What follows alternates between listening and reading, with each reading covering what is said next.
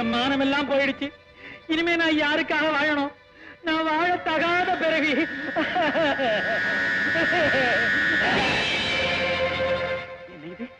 என் கழுத்தில் இருந்த கயிறங்கே எல்லாம் மாயமாக இருக்கிறதே. தற்கொலை செய்வது தவறான முடிவு. நான் சாக வேண்டியவன். நான் செஞ்ச பாவத்துக்கு நான் சாக வேண்டிய. என்ன நடந்தது? எப்படி சொல்லுவேன் சுவாமி? நகை வியாபாரத்துக்காக நான் இந்த ஊருக்கு வந்தேன். கலாவதி என்ற தேவதாசியை பார்த்து ஆசைக்கு உணர்ச்சிக்கு அடிமையாகி முதல் நாள் 100 பொற்காட்சிகள் கொடுத்து போனேன். எதுவும் நடக்காமல் தூங்கி விட்டேன்.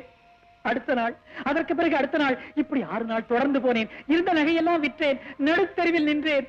எந்த முகத்துடன் வீட்டுக்கு போவது? என்றால் கலாவதி உங்களை மோசம் செய்து விட்டாளா? மோசமோ மாயோ எனக்கு தெரியாது. ஆனால் என்னை போல் ஏமாந்தவர்கள் எத்தனையோ பேர் இருக்கிறார்கள். நான் உங்களுக்கு நியாயம் தேடுகிறேன். அழகு ராஜா, அணைத்துக் கொள்ளடா. கலாவதி, உன்னை அணைத்துக் கொண்ட எத்தனையோ காமுகர்கள் உன்னை பற்றிய விளக்கம் சொன்ன பிறகே வந்தேன். என்ன விளக்கம்? வந்தவர்களிடத்தில் கை நீட்டி காசு வாங்கி கண் துயில வைத்து மோசம் செய்வாய் என்ற விளக்கம். நான் துயில வைப்பதாவது? பேச்சிலேயே சூடாகி விடுவார்கள், பேசிய கிளப்பில் தூங்குவார்கள்.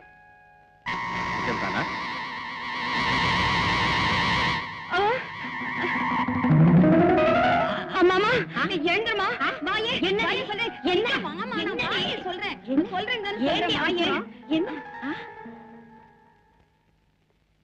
யாரையா நீ? என்ன செஞ்சுட்ட? அதை சொல்வதற்குத்தான் வந்தேன்.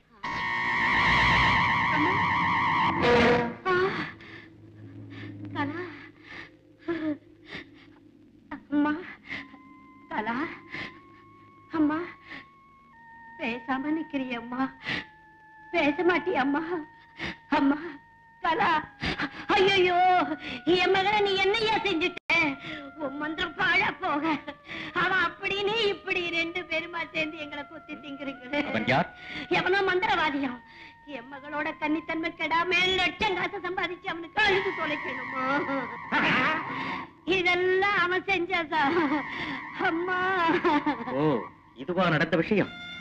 பிரபாவதி, முதலில் உன்னிடம் இருக்கும் செல்வத்தை மோசம் போன அவர்கள் அனைவருக்கும் நான் கொடுத்து அனுப்புகிறேன். ஐயோ, சொன்னாலும் தப்பு, சொல்லாம இருந்தாலும் தப்பு. அந்த மந்திரவாதி வந்தா நான் என்ன சொல்லி அனுப்புறதுயா? நீ ஒன்றும் பயப்படாது, அவன் கதையை நான் முடிக்கிறேன்.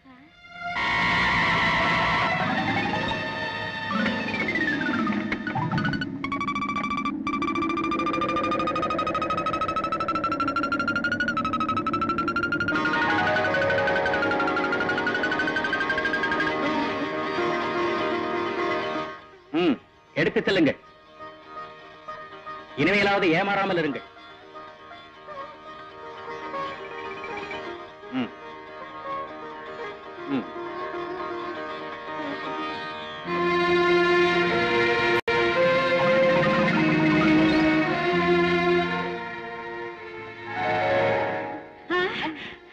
அம்மா,